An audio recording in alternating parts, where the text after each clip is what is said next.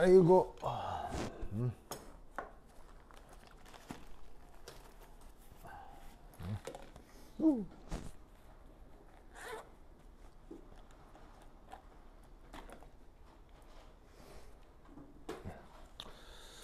자, 봅시다.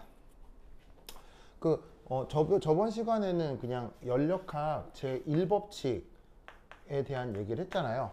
관계해서 저번에 나눠드렸던 교재에 연습 문제들 쫙 붙어 있죠. 그거 전부 다 풀어보세요. 알겠죠? 풀고 어려운 거 나한테 질문하시면 됩니다. 자, 오늘은 그 다음 주제인 엔트로피에 대한 얘기를 좀 해볼 거예요. 자, 엔트로피. 요거를 또 수학적으로 막 공부를 하다 보면 또 뭐 엄청나게 많은 그 내용들이 있습니다만, 그 중에서도 하필 화학과 관련이 있는 부분에 대한 얘기를 주로 할 거예요. 자, 그래서 이제 우선 엔트로피 하면은 첫 번째 이제 반드시 맞닥뜨릴 수밖에 없는 게 바로 세컨드 러죠. 자, 세컨드 러 우리말로 번역하면 뭐가 되겠어요? 바로 연력학 제2법칙. 무슨 말 되겠죠? 그래서 이 연력학 제2법칙은 굉장히 중요한 내용인데, 이 연력학 제2법칙을 이제 어떻게 표현하는 게 이제 우선 편리하냐가 바로 이 첫 번째입니다. 그래서 여기에 자발적 과정에서 고립계의 무질서도가 증가한다, 이런 말이 있죠. 그렇죠? 이때 여기서 여러 가지 그 전문 용어들이 나오는데, 우선은 첫 번째 고립계. 고립계. 자, 고립계라고 하는 거 그 영어 표현으로 쓰면 뭐예요? 고립계. 바로 isolated system. 요거를 이제 우리말로 고립계 이렇게 번역을 한 거예요. 알겠죠? 자, 고립계의 뜻은 뭐예요? 물질 출입이랑 에너지 출입. 자, 바로 뭐냐면 얘는 주변과 물질과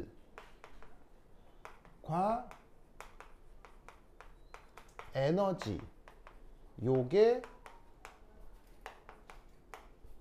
일어나지 않는 그런 시스템을 우리말로 고립계, 영어 표현으로는 isolated 시스템이라고 합니다.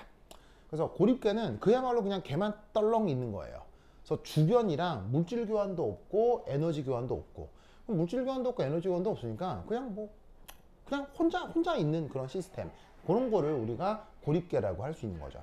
그러면 이 고립계에 예를 들자면 뭐가 있을까요? 고립계의 예를 들자면, 우리께는 없습니다. 고립계의 예를 들자면 바로 뭐 보온병 같은 거라고 해볼 수 있을까요? 보온병? 보온병 알죠? 그래서 보온병에다가 물건 넣어두고 그리고 꼭꽉 닫아두면 뭐 이렇게 한다고 해서 안에 내용물이 빠져나오는 건 아니죠. 그렇죠? 그리고 이제 거기가 보온병에 따뜻한 걸 넣어두면 한동안 꽤 오랫동안 그 따뜻함이 유지가 되잖아요. 그러니까 물질도 안 나오고 에너지도 안 나오나 보다, 이렇게 생각할 수는 있으나, 사실 보온병이 100% 완벽한 고립계라고 보기는 어렵죠. 왜냐하면 보온병도 오래 내비두면 어떻게 돼요?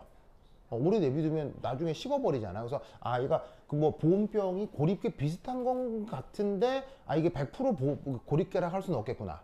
그렇다면 진짜 엄밀한 의미로 고립계는 뭐가 있을까요?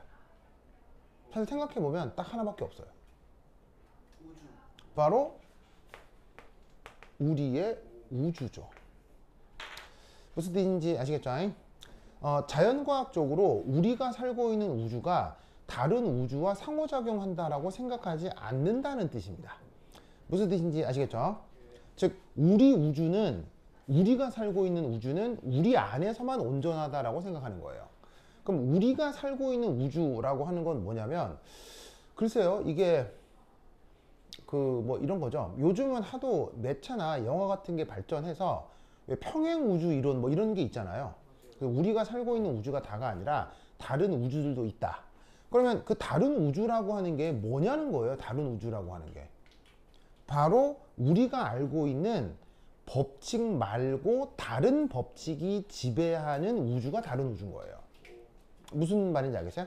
그럼 우리가 알고 있는 법칙이 뭐예요? 우리가 알고 있는 법칙, 바로 4대 보존 법칙을 얘기하는 거예요. 에너지 보존, 질량 보존, 그다음에 운동량 보존, 전화량 보존. 알겠어요? 그런 4대 보존 법칙이 규정되는 우주가 우리 우주예요. 무슨 말인지 알겠죠? 그러면 이 말은 아직 그런 우주가 있는지 없는지 이게 실험적으로 절대로 밝혀지진 않은 거지만 우리가 기존 알고 있는 4대 보존 법칙이 지켜지지 않는 우주도 있을 수 있을 텐데 그걸 평행 우주라고 한다는 거예요. 무슨 뜻인지 아시겠죠? 그러면 그런 우주가 있겠느냐? 뭐 알 수는 없고, 그리고 그런 우주가 있는다 치더라도 현 우리 우주와 상호작용을 하느냐라고 묻는다면 아직 자연과학적으로는 아니다 이런 얘기인 거지. 무슨 말인지 알겠어요? 그래서 그 평행 우주를 가장 잘 보여주는 문학 작품이 있어요. 평행 우주를 가장 잘 보여주는 문학 작품. 어벤져스. 내 개인적인 생각으로. 어벤져스. 바로 그게 그래. 왔어요? 지금 왔어요? 잘생겼다. 그래. 되게 잘생겼다고요? 여기 한비 옆에도 있고. 와. 그래요?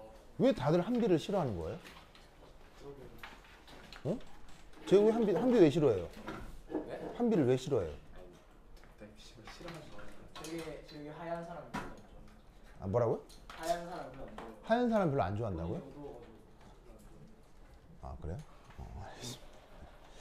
그래요? 자, anyway. 그래서 이거 또 왔네 이거. 우석 왔어요? 왔어요? 우석은 수고 없네. 자, 한비 옆에 밖에 없는데. 저 뒤에 앉겠습니다. 뒤에요?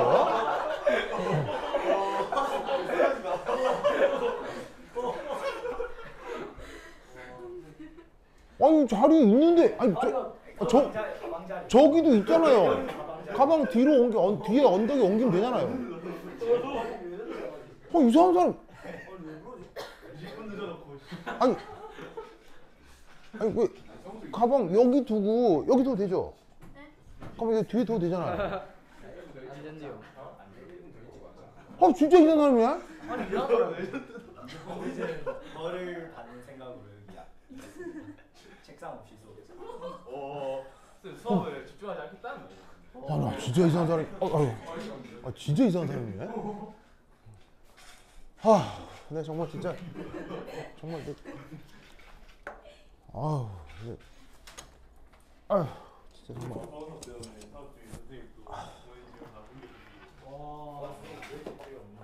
아니 여기 앉으라고. 아니 왜?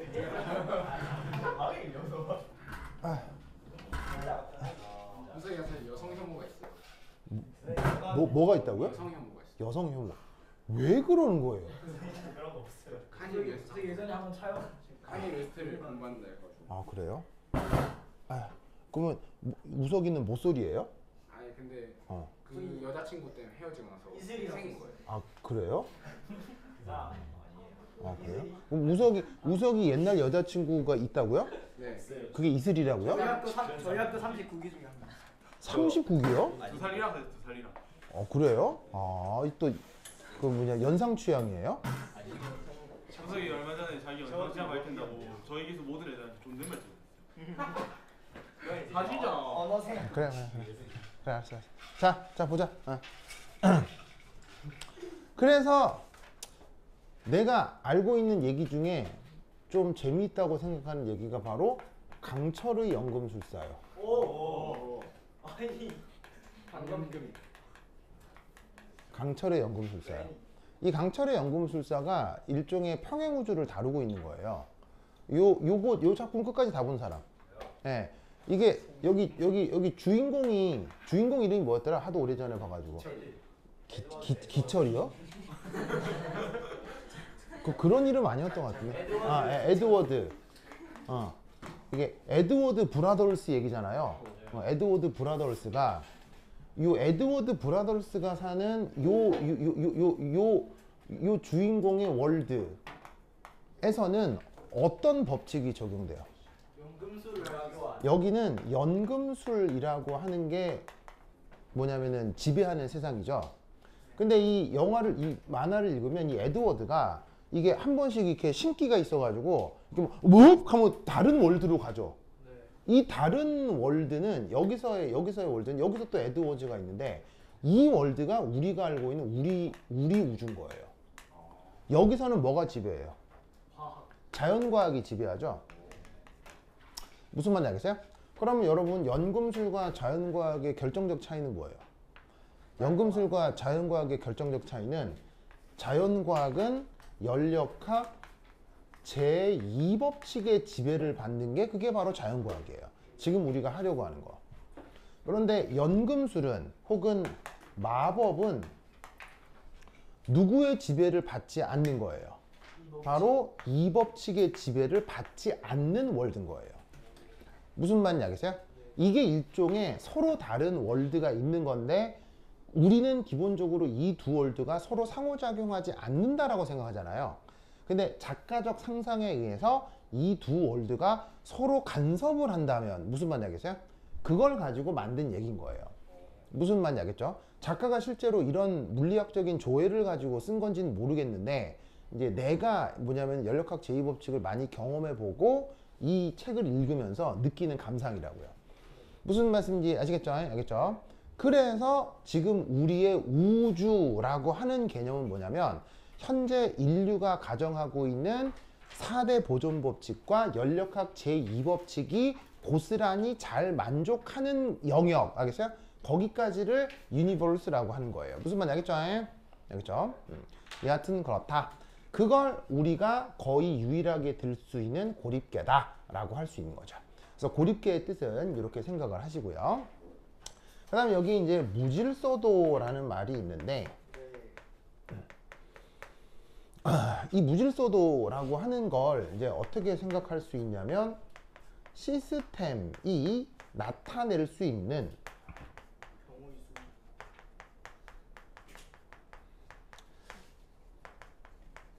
마이크로 스테이트의 개수 이렇게 생각을 하면 조금 편할 거예요. 실제로는 무질서도라는 개념이 아주 수학적으로 정의된 거라 이걸 다 쫓아가면 굉장히 좀 어렵긴 하거든요. 그래서 이제 얘를 수학적인 정의를 쓴 게 거기 98페이지 왼쪽 단락 아래쪽에 있긴 해요. 98페이지 왼쪽 단락 아래쪽에 있습니다. 수학적인 정의가. 자, 아래쪽에 영어로 돼 있긴 하죠. 왜냐면 번역하려고 해도 번역이 너무 난감해서 그냥 그대로 원문을 올려놨거든요. 근데 보시면 the number of different ways in which the energy of the system can be achieved by rearranging the particles among the states available to them. 요게 이제 그 엔트로피 혹은 무질서도를 표현하는 가장 조금은 수리적인 거. 수리적인데 수식은 뺀. 뭐 그런 정의예요. 근데 이제 이거 어려운 단어 하나 없지만 이거를 뭐라고 번역해야 될지 참 난감하단 말이에요. 그래서 이제 내가 굳이 이제 이걸 여러분들한테 설명을 할 때는 이런 식으로 얘기를 해주거든요. 그래서 이제 이 마이크로 스테이트를 방금 이제 그 뭐냐면은 저기 누구냐 저기 누가 무연이는 방금 경우의 수다 이렇게 얘기를 했단 말이에요. 무슨 말인지 알겠어요? 경우의 수다. 그래서 이제 경우의 수라고 해도 되고 마이크로 스테이트라고 해도 되는데 결국 뭐냐면 더 많은 경우의 수, 더 많은 경우의 수가 나타나는 시스템을 사람이 더 자주 관찰하게 된다 라고 말을 풀었을 수도 있는 거예요. 무슨 뜻인지 아시겠죠? 알겠죠? 자, 그러면 이게 뭐냐? 딱 간단히 하나만 얘기를 들면 여러분 인생 살면서 코끼리 가족 본 적 있어요? 아니요. 코끼리 가족이요. 그러니까 할머니 코끼리, 그 다음에 아빠 코끼리, 엄마 코끼리, 애기 코끼리 이렇게 코끼리 가족. 이 이제 여기 발림독에 이렇게 쭉 지나가는 거 본 적 있어요? 거의 없잖아요. 무슨 말인지 알겠어요? 굳이 보려면 시간과 애를 써서 동물원에 가거나 무슨 말인지 알겠어요? 아니면 아프리카 국립공원에 가거나 무슨 말인지 알겠죠? 그래야 코끼리 가족을 한번 볼까 말까. 무슨 말인지 알겠죠? 알겠죠? 자, 반면 여러분 인생 살면서 개미 가족 본 적 있어요? 개미 가족? 있어요. 병정개미, 일개미, 여왕개미 이렇게 본 적 있어요? 저희 학강 있어요. 뭐라고요? 학강. 합강에 개미 가족이 산다고요? 사실입니다. 뭐 자기네 학교 개미굴이에요? 왜? 아니, 키우고 있어요. 아 개미를 키우고 있다고요? 저 여기 왼쪽 사람이 키우고 있어요. 그 동아리 활동 이런 데서 그래서 개미를 키우고 있다고요? 아, 원래도 그냥 자기가 좋아. 그래. 뭐 여하튼 그래서 그런 것까지를 다 포함해서 사실 우리 인생 살면서 개미 가족은 충분히 자주 봐요, 못 봐요? 봐요. 충분히 자주 보죠. 무슨 말인지 알겠어요? 그 차이를 물리학적으로 어떻게 설명하겠냐는 거예요. 바로 우리 지구에 코끼리 개체수가 훨씬 많아요, 개미 개체수가 훨씬 많아요? 개미 개체수가 훨씬 많죠. 그래서 우리는 훨씬 많은 개미 개체수로부터 관찰되는 사실로부터 우리 지구엔 개미가 더 흔하다라고 얘기를 하는 거예요. 무슨 말인지 알겠어요? 그런데 여러분 잘 보세요. 코끼리 가족이 이렇게 있어요. 엄마 코끼리, 뭐 할머니 코끼리. 코끼리 사회는 모계 사회라고 하더라고요. 그래서 거기 이제 붙어 있는 뭐 아빠 코끼리는 한 명 정도 있고 그 다음에 아기 코끼리 등등등 있으면 그 코끼리는 우리가 보기가 되게 귀하잖아요. 그럼 만약에 내가 아프리카 초원에 가서 코끼리 가족을 만났을 때 우리는 어떻게 할 수 있어요? 귀한 코끼리이기 때문에 만약에 거기 여행 가 있는 일주일 동안 그 코끼리를 자주 본다면 어머! 코끼리들이 너무 반가워서 이름 붙여줄 수 있잖아요. 예를 들면 뭐 할머니 코끼리 그레이스, 뭐 엄마 코끼리 엄마 코끼리 제인, 무슨 말인지 알겠어요? 아기 코끼리 뭐 스튜어트, 이렇게 이름 지어줄 수 있잖아요. 맞죠? 그러면 어떻게 되겠어요? 나는 그레이스 코끼리와 그 뭐냐면 제인 코끼리를 구분할 수 있는 거죠. 맞죠? 구분할 수 있죠. 그러니까 어느 날 그레이스 코끼리가 내 앞을 지나가는 이벤트와 어느 날 제인 코끼리가 내 앞을 지나가는 이벤트를 나는 같은 이벤트라고 생각하겠어요? 다른 이벤트로 구분하겠어요? 다른 이벤트로 구분할 수 있다고요. 왜냐하면 인간의 오감으로 충분히 그 다른 감각을 인지할 수 있기 때문에. 그러니까 무슨 말이냐면 내 눈앞에 제인 코끼리, 내 눈앞에 그레이스 코끼리가 지나가는 걸 다른 경우의 수로 인식할 수 있다는 거죠. 그런데 개미는 그레이스 개미, 제인 개미 구분돼야 안 돼요? 안 되죠. 인간이 그 구분을 할 수가 너무 어렵잖아요. 자, 물론 세상에 존재하는 모든 개미는 똑같은 개미 있어요. 세상에 존재하는 모든 개미는 원론적으로 다 다른 개미예요. 다 다른 개미죠. 하지만 인간은 그 차이를 인식할 수 있다 없다?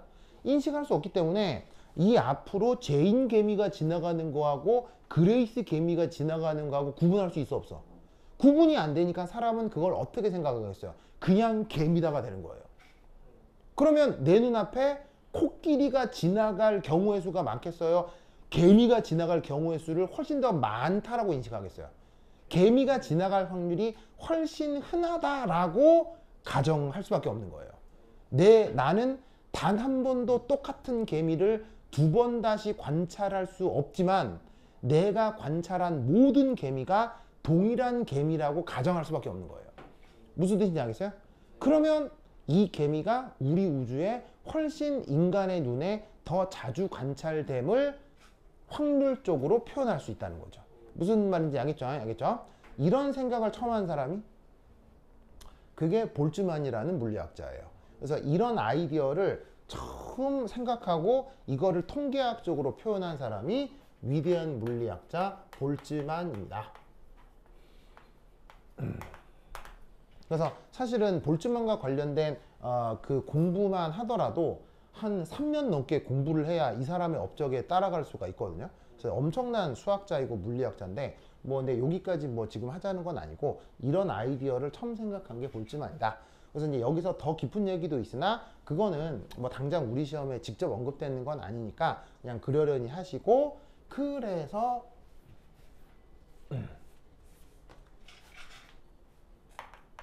무질서도와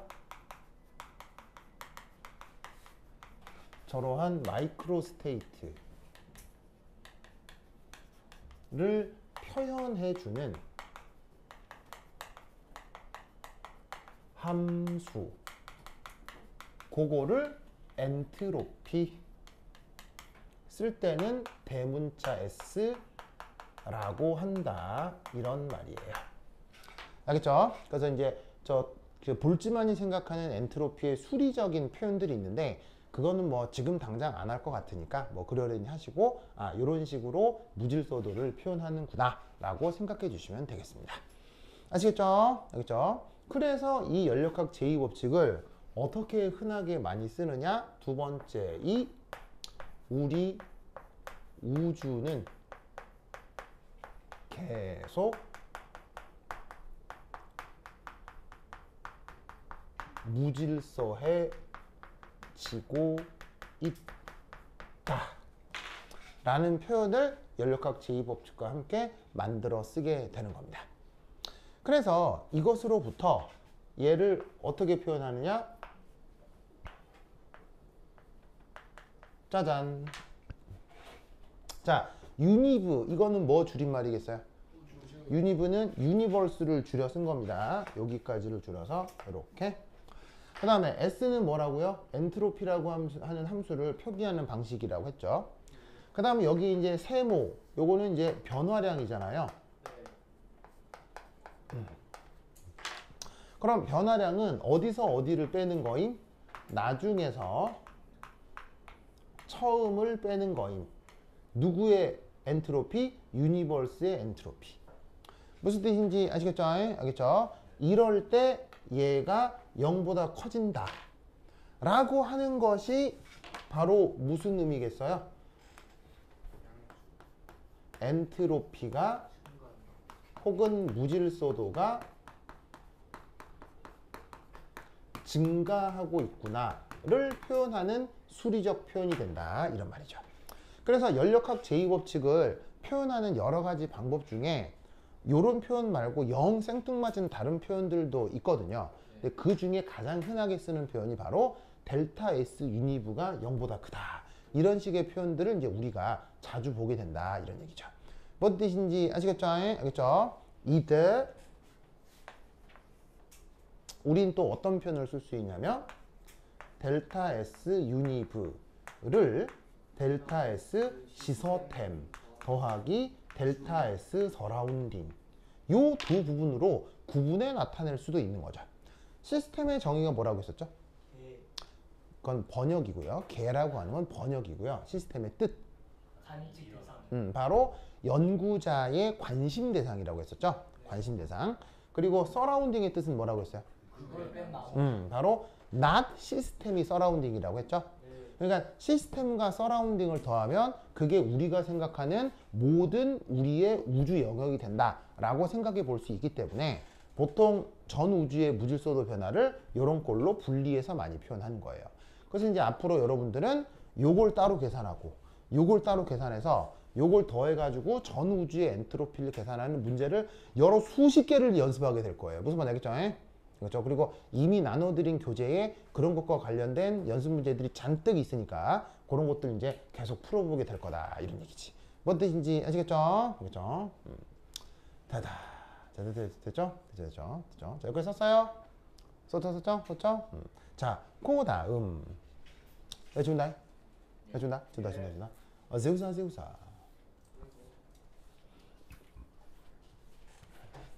이요? 그 다음 세 번째 3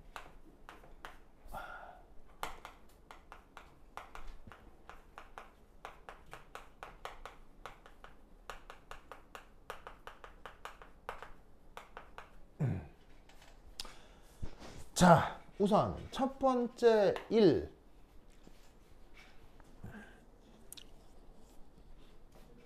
어떤 변화를 상상했더니 자, 이 상상이라는 게 이제 중요한데요.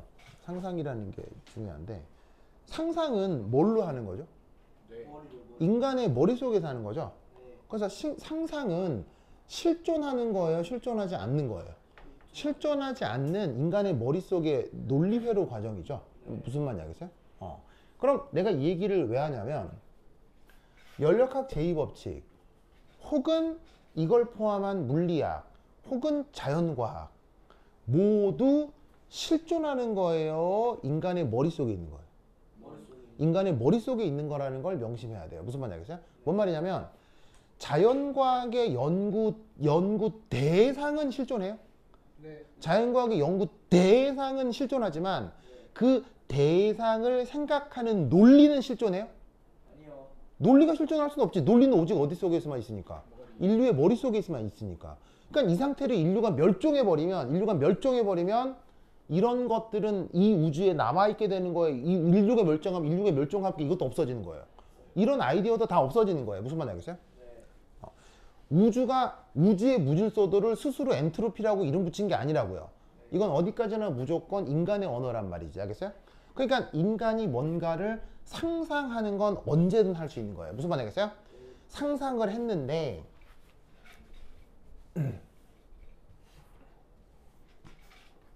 그것이 자발적이다.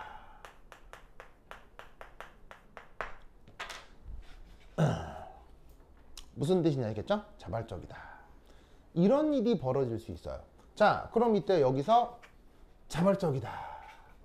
이건 뭘 번역한 단어일까요? 어떤 단어를 번역한 걸까요? 자발적이다라고 하는 건?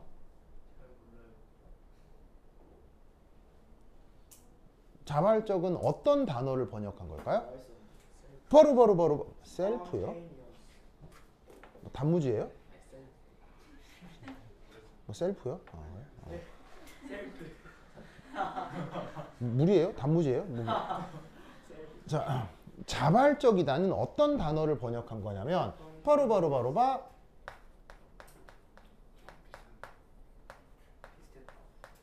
스폰테이니어스입니다.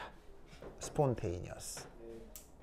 자, 그러면 스폰테이니어스라고 하는 말 자체는 영어에서도 쉬운 말일까요? 영어에서도 조금 까다로운 말일까요? 영어에서도 훨씬 까다로운 말입니다. 무슨 말인지 알겠어요? 그래서 이때 여기에 있는 스폰테이니어스의 뜻이 뭘까요? 스폰테이니어스의 뜻이 뭘까요? 자발적은 번역이고요. 뜻이 뭐냐고요? 자발적이다 혹은 스폰테이니어스다의 뜻이 뭐냐고요? 스스로 셀프. 아, 셀프요? 뭐 스스로 교육이요? 스스로 자기의 일은 스스로 하자. 뭐 이런 거. 외부의 간섭 없이. 외부의 간섭 없이. 그래요. 뭐 여러 가지로 표현할 수 있어요. 방금 무현이가 한 얘기도 영 틀린 얘기는 아니고요. 다 맞는 얘기인데 스판테이니어스를 조금 더 쉬운 단어로 바꾸면 이거예요. 영어, 한국어만 다 섞어 쓸게요. 내추럴이에요. 뭐 rational이라고 써도 되고요. 아니면 common sense라고 써도 돼요. common sense. 아니면 우리말로 바꾸면 당연하니요. 자, 여러분 어떤 변화가 일어나는데 당연하다 라고 얘기를 하는 것과 어떤 변화가 일어나는데 자발적이다 라고 얘기하는 게 사전적 의미가 뭐하다고요? 같은 거라고요. 알겠어요? 그런데 당연하다 라고 얘기하는 게 우리에게 훨씬 쉬워요? 자발적이다 라고 얘기하는 게 우리에게 훨씬 쉬워요? 무슨 말인지 알겠어요? 그래서 스판테이니어스의 뜻이 당연하다. 저 커먼 센스는 우리말로 바꾸면 일반적인 커먼 감각. 흔한 이 정도 단어를 모르는 거예요? 흔한 센스가 뭐지? 흔한 자극. 상식. 상식이요, 상식. 진짜요? 진짜 몰상식하네. 커먼 센스 단어 이걸 아니 저걸 어떻게 알죠, 선생님? 저 진짜 다 아는 건가? 근데 저걸 누구 알아요? 저 저걸 배운 적이 없는데요. 아니, 다 알아. 지금 가슴팍에 프린스턴 써놓고 이거 모르는 거예요? 프린스턴이 저런 거 안 한다. 아니 저거 어떻게 알지? 중학교 때 저걸 배운 거. 중학교 때 나오는 단어입니다. 맞습니다.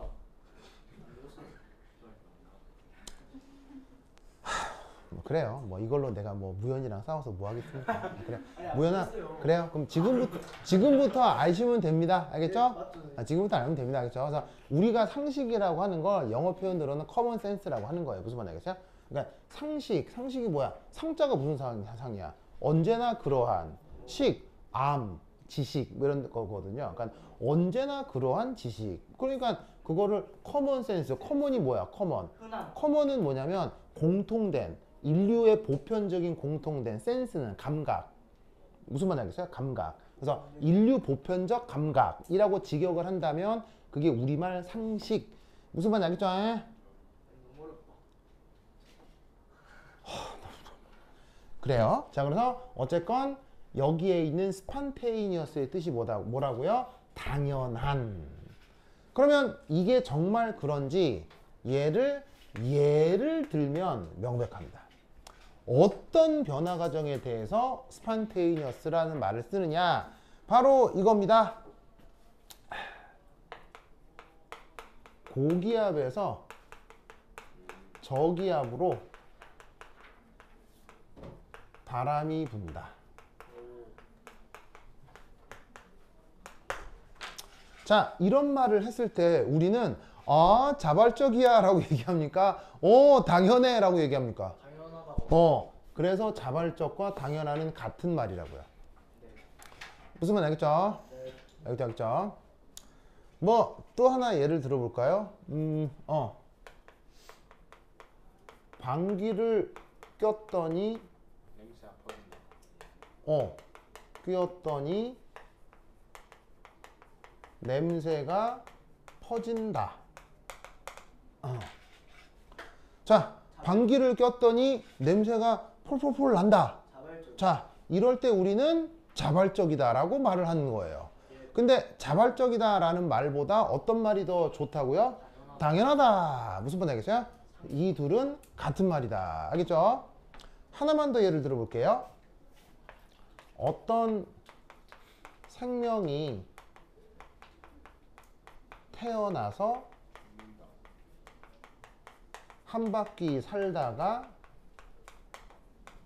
죽었다.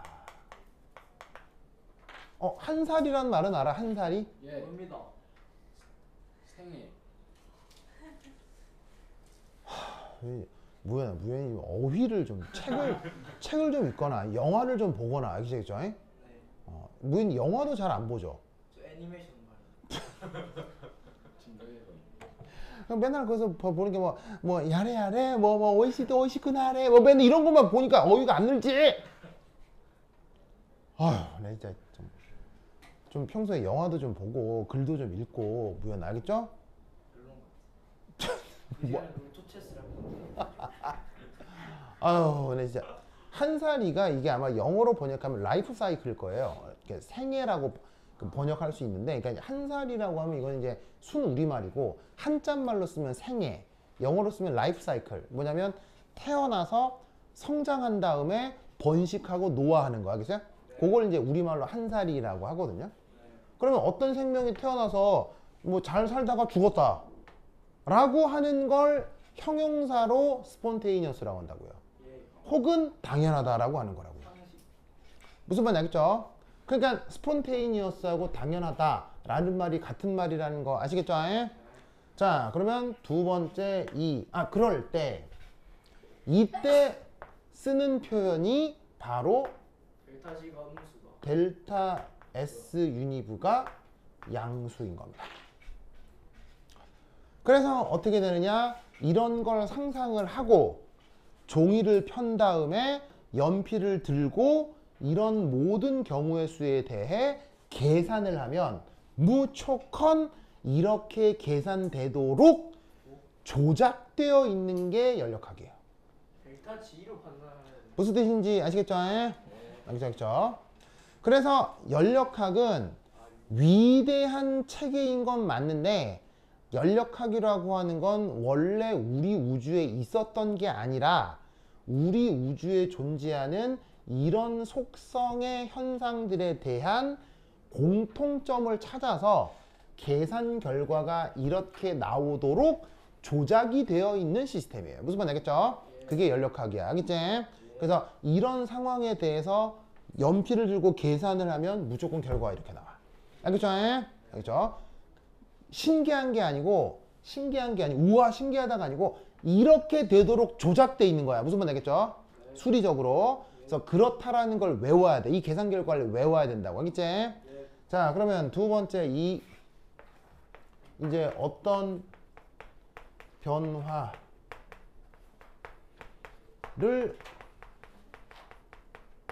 상상했더니 그것이 자, 반대말을 써보도록 할게요. 자발적의 반대말 뭐라고 쓰면 되겠어요? 자발적의 반대말 바로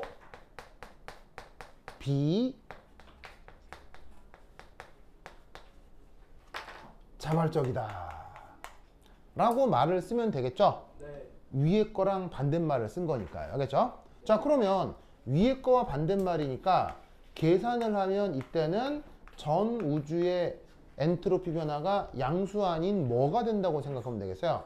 음수다. 무슨 말 되겠어요? 이렇게 쓸 수 있잖아요.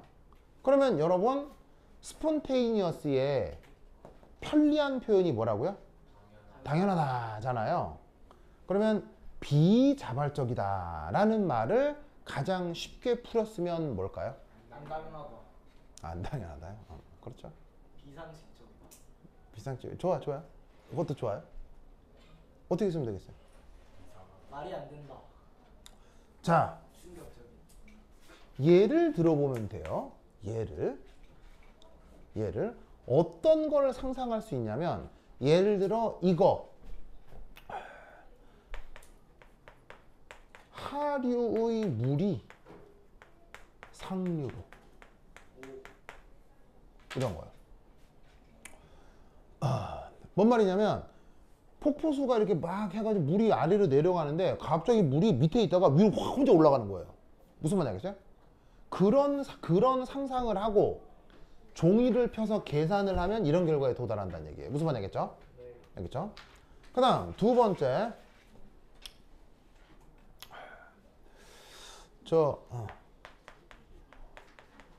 코 속의 방귀 분자가 다시 똥꼬로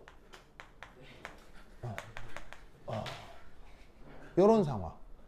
자, 무슨 말이냐면 내가 이제 이런 하다가 속이 해가지고 좀 안 좋은데 해가지고 이제 푸쉬 한 거예요. 여기 있어요? 그래갖고 소리 안 나게 성공 잘했어.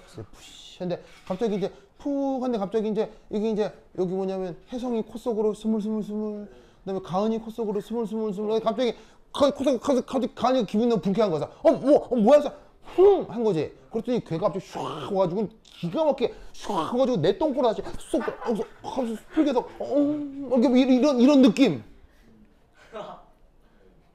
무슨 말 알겠어요? 자, 이럴 때 상상을 한 다음에 계산하면 이렇게 된다고. 알겠죠? 네. 그 다음 마지막 어떤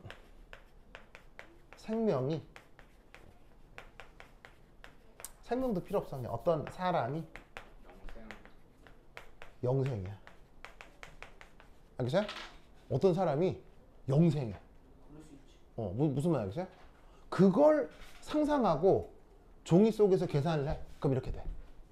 무슨 말 알겠어요? 네. 그럼 이때 여기서 요런 이벤트들의 공통점을 비자발적이라고 하는 거야. 비자발적을 영어로는 non-spontaneous라고 쓰거든요. 네. 그러면 spontaneous 자체가 어려운 말이기 때문에 non-spontaneous도 쉬운 말은 아니겠지. 네. 그럼 non-spontaneous를 쉬운 말로 바꾸면 뭐냐고요? 누구나 알아들을 수 있는 가장 쉬운 말. 커먼 센스. 바로 요거의 공통점. 임파서블. impossible이에요. 가능한 거 있어요? 실제로 가능한 거 있어요? 하루에서 상으로. 불가능하잖아요. 무슨 말인지 알겠어요? 하루에서 상류로 펌프 같은 걸 쓰면 되죠. 네. 근데 펌프를 쓰는 이벤트 자체는 완전 또 다른 이벤트가 되는 거예요. 지금 이거는 펌프를 쓰지 않았을 때 얘기하는 거예요. 외부적 간섭이 없을 때. 외부적 간섭이 있으면 다 가능하죠. 이것도 외부적 간섭으로 가능하죠. 네. 어떻게? 코 속에서 분을 잡아다가 야 잡아. 한 다음에 야 벗겨. 야 벌려. 이렇게 하면 돼요. 무슨 말 알겠어요? 돼요. 무슨 말인지 알겠어요? 너무 하기 싫을 것 같아요. 외부적 간섭이 있으면 된다고요. 무슨 말인지 알겠어요? 네. 하지만 그런 외부적 간섭이 없다면 뭐 한 거란 얘기예요? impossible. 알겠죠? 네. 그래서 비자발적이라는 말의 뜻은 impossible인 거예요. 그래서 여러분들이 앞으로 맞닥뜨리게 될 여러 가지 자연과학적인 문제들에서 여러분들은 어떤 생각을 해야 되겠어요? 문제가 제시하고 있는 이벤트가 이거 상식적인 이벤트인가? 아니면은 말도 안 되는 이벤트인가? 이걸 먼저 여러분들의 경험으로부터 구분할 수 있어야 돼요. 그렇게 되면 계산 결과를 정해놓고 해석할 수 있는 거예요. 무슨 뜻인지 아시겠죠? 알겠죠? 그런 예시들을 이제 하나하나 살펴보게 될 것이다. 자, 그러면 세 번째는 어떤 경우의 수가 있겠어요? 어떤 변화가 아예 없는 경우도 있을 수 있겠죠? 네. 1번하고 2번은 그게 당연하건 말도 안 되건 실제로 변화가 일어나는 걸 가정하는 거고요. 네. 마지막은 아예 어떤 변화도 일어나지 않는 정지 영상의 상황, 알겠죠? 네. 그럴 경우는 어떻게 되느냐? 바로 델타 S 유니브가 0. 알겠죠? 이럴 경우를 우리가 다른 말로 가역 평형에 도달하였다 라고 쓰기도 하는 거죠. 그래서 그 변화의 자발성을 표현할 때 이렇게 전 우주의 엔트로피로부터 표현할 수 있다 라는 것도 꼭 같이 기억해 두시기 바랍니다. 됐죠? 오케이. 자다. 그러면 한 10분 쉬었다 하도록 하겠습니다. 화장실 갔다 오세요. 배터리. 나 우리 밑에서 한판